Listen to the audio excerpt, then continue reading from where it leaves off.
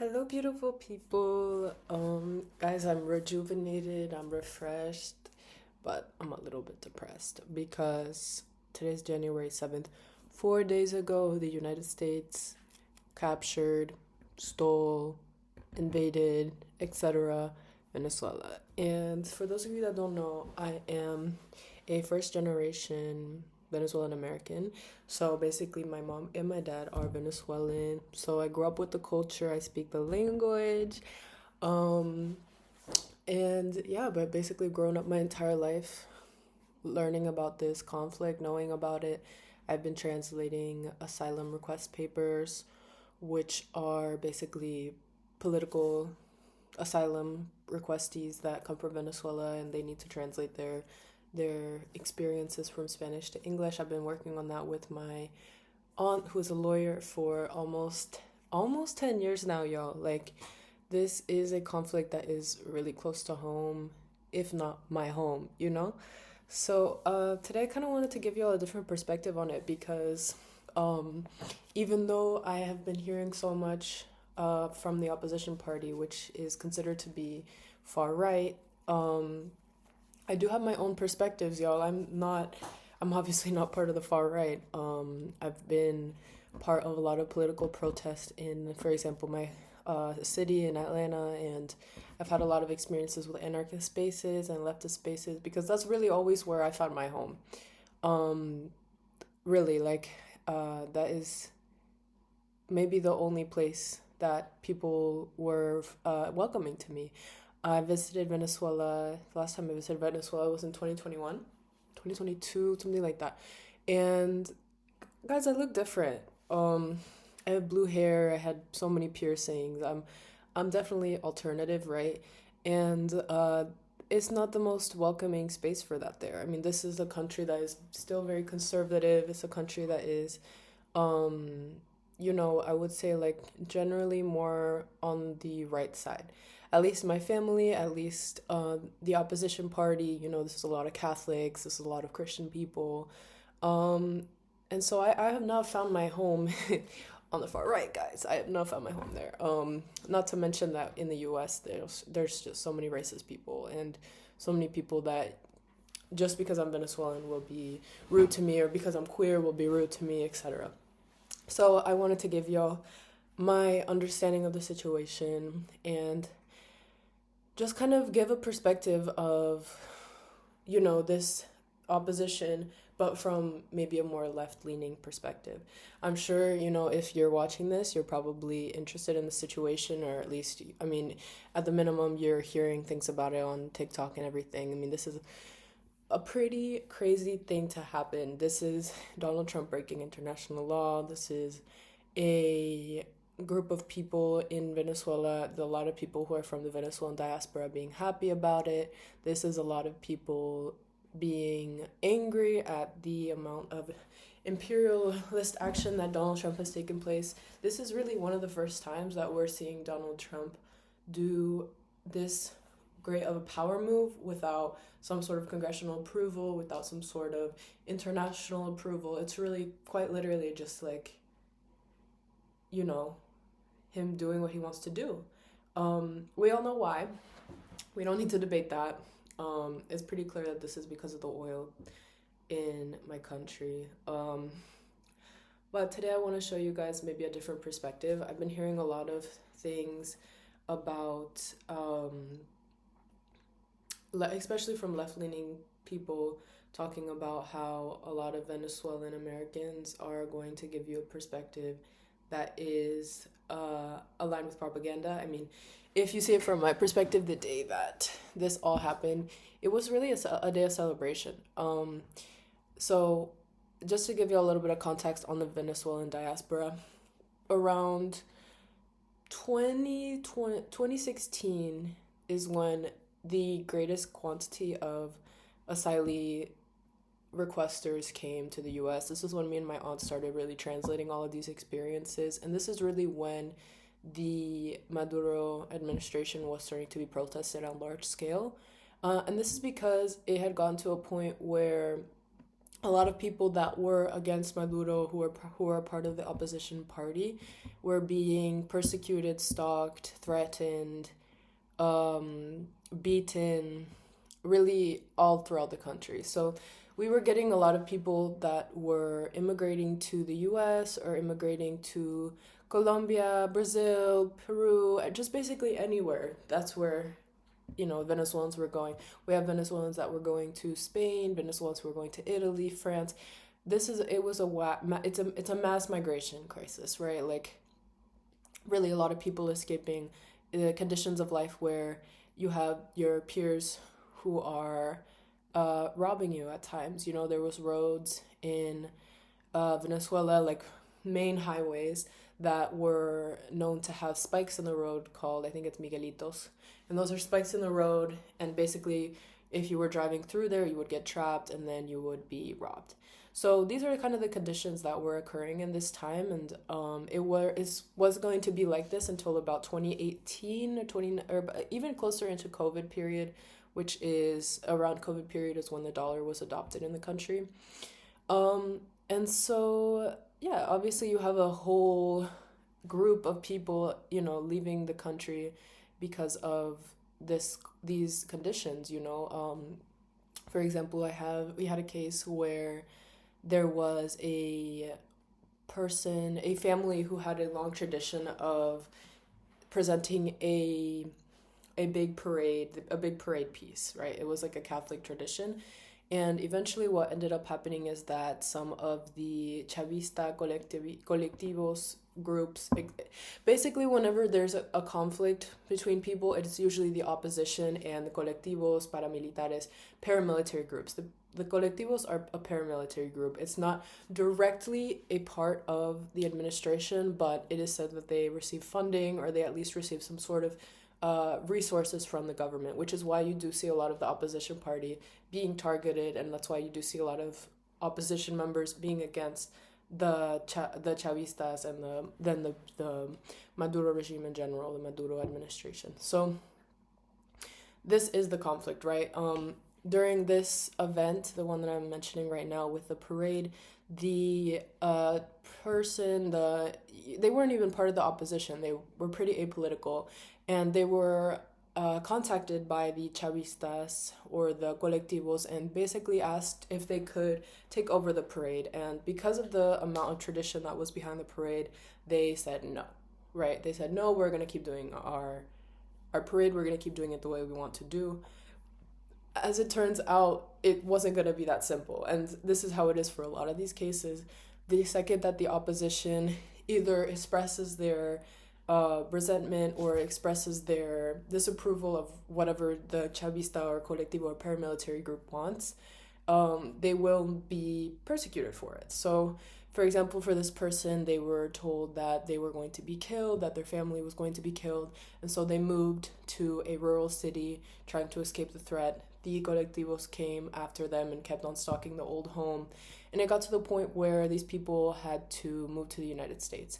And so this is really the progression that happens for a lot of people, is that there is this conflict where they don't want to do something that the paramilitaries want them to do, and it's not a peaceful interaction there. The paramilitaries are armed, they're aggressive, and they're persistent. So a lot of times, even if the opposition member, even if they weren't a part of the opposition, even just a regular person, if they didn't want to comply with whatever the paramilitary group wanted, they would be persecuted for it. And even high-ranking officials or high-ranking judicial members were targeted by this. You couldn't really speak your opinion. It wasn't really a place of free speech, free political opinion. It was really a space where you would be persecuted for having any sort of opposing opinion. And so that is why you see a lot of people from the diaspora, a lot of people that left the country because of this conflict. That's why you see a lot of them celebrating this moment. That's why you see a lot of them feeling a sense of justice, because they associate these paramilitary groups with the Maduro administration, with the Chavistas. A lot of the time they're aligned. So that is where I want to add my first sort of like concession, I guess. These groups are independent in a way. That's the sort of confusion here, is that a lot of the times it was just rogue groups. It's really just sort of like almost like a cartel-esque environment where you don't have as much as that of that binary of, okay, this is the state, this is the person, or this is the left, this is the right. It's not so simple like that.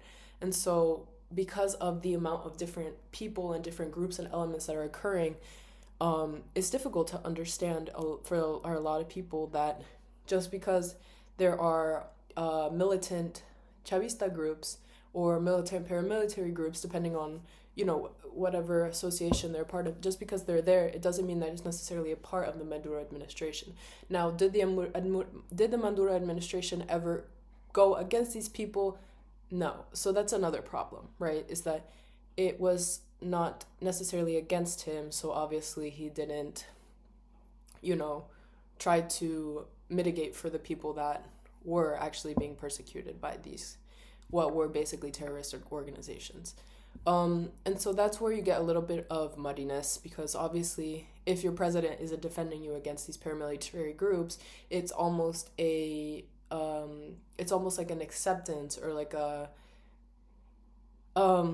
there's a word for it, but it's like, it's you're not necessarily you're condoning it in a way, right? You're letting it happen.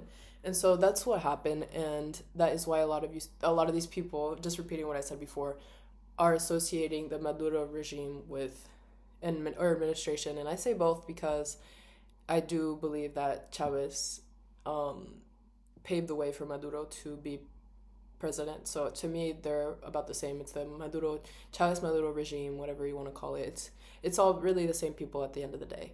And these are people that weren't trying to propel the country in any way. They were accepting money but not dispersing it, which was the idea. A lot of the failures that you see in the country are as simple as a highway not being finished. When I went to Venezuela in 2022, I hadn't gone since I was about 12 or 13, and it was sad.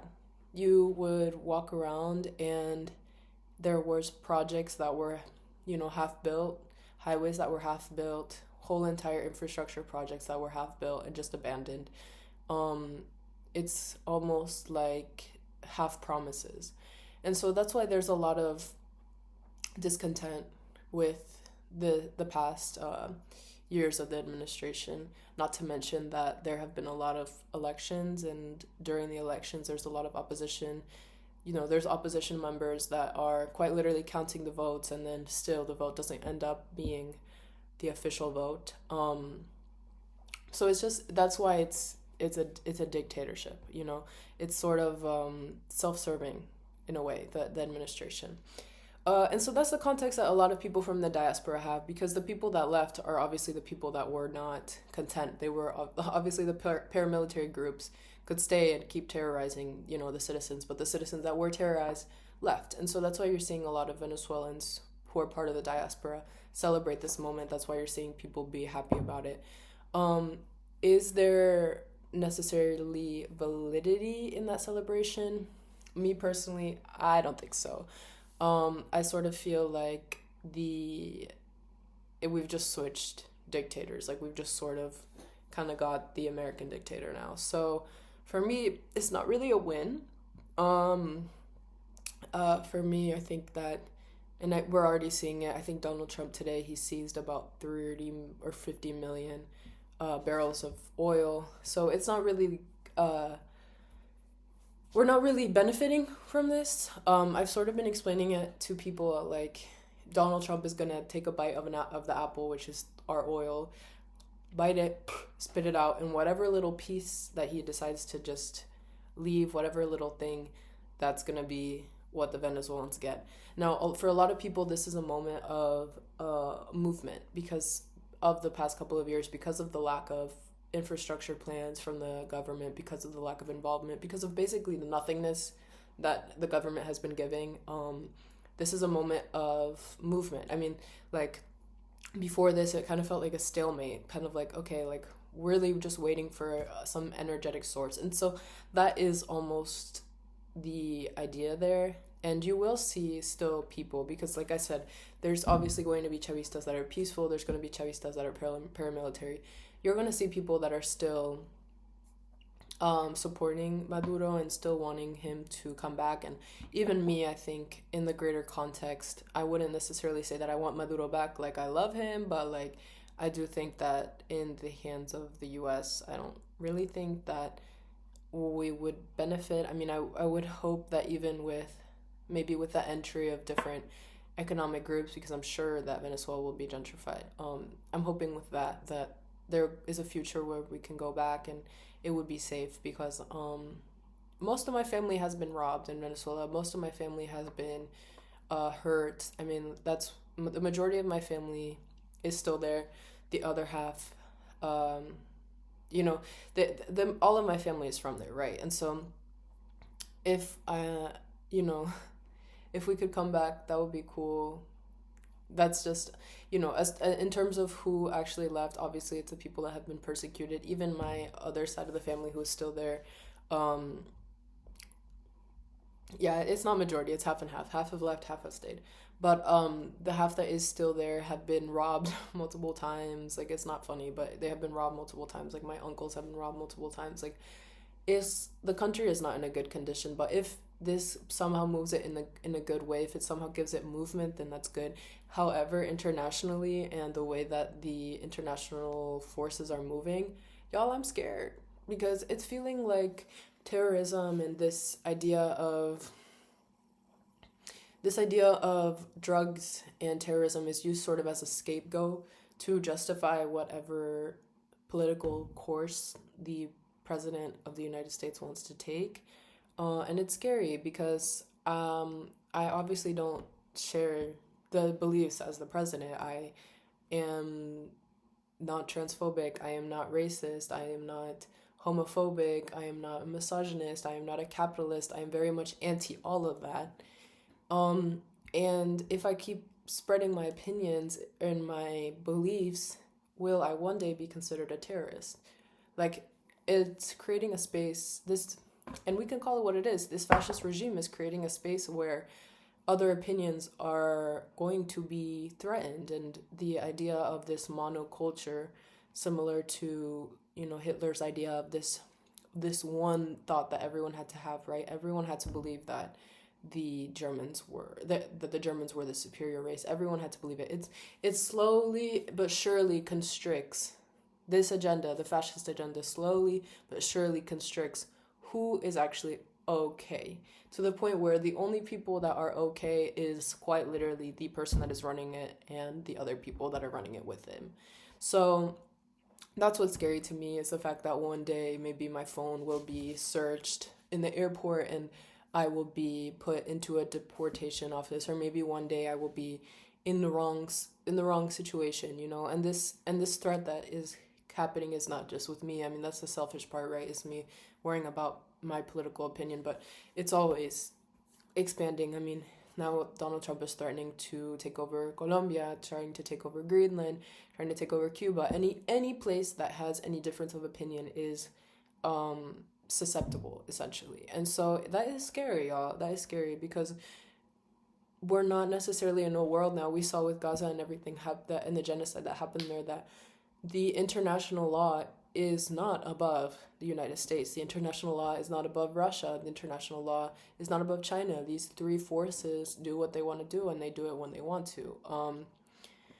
And yeah, in like one-on-one basis, it's a conflict that is going to be also exacerbated by AI and propaganda. I mean, if you want to believe something, if you want other people to believe something, you quite literally have a tool to give you visual images. So now it's getting to a point where we're questioning what is actually happening.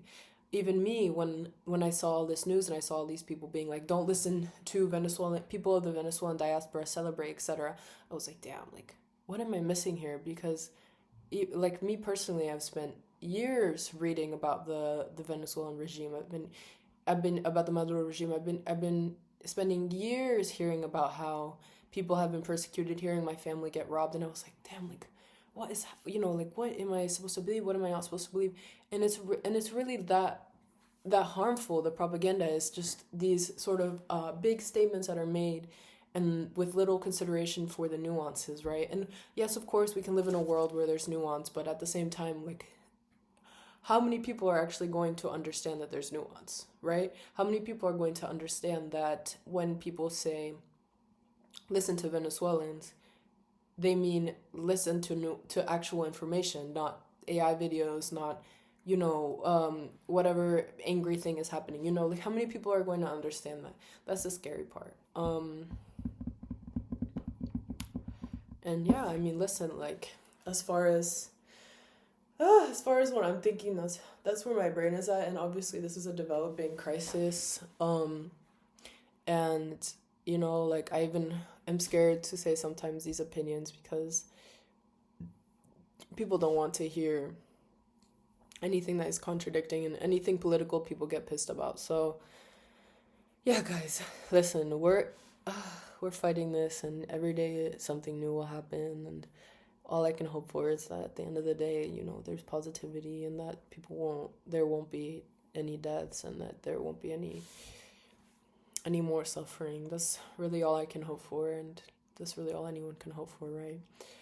I hope this video gave you all a little bit of a different perspective in terms of the Donald Trump administration. I definitely think that this is in international law abuse that will completely change how we move forward, how all these countries move forward. I think that there is a upcoming global south that has the potential to be further suppressed than they already are. I see it a lot with Petro and Colombia and all of the things that he's talking about. He seems to be sort of a forward voice in this anti-American imperialist idea, and it's just scary. Like, I'm happy that there's people that have the bravery to speak out against this, and I'm happy that that we will not quit, because it's super easy to quit. It's super easy to just be ignorant to everything and just say whatever, but it's harder to actually speak your opinion, to keep talking. But it's also, you have a responsibility to do it.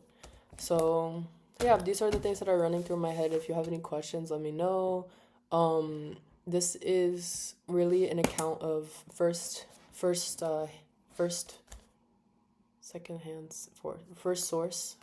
sources. So that is what I'm speaking of, and these are people's real life experiences, and this is my real life experience as someone who is part of the Venezuelan diaspora. And I just want the best for my country, guys. I want the best for my people. I dream of living in Venezuela. I dream of being there. Even when I went to Colombia during winter break, and when I got off of the plane, I was like, damn, there's actually people that look like me in the world. You know what I mean? Like, I don't know if y'all ever had that feeling where you're in because I've always been in PWIs. I lived in Korea for a while, and I only saw Koreans. Now I'm in France. I would only see French people, and obviously, that is a more diverse group, and obviously in the US there's a lot of diverse groups. But y'all, being in a place where it's really just people that look like you, it's like, wow. It touches you in a way. It really touches you in a way, and I have hope that one day I can live there and live with people who have sort of common opinions as me, even though I look kind of weird. But yes, just trying to always be positive. That's all I gotta say. Bye, guys.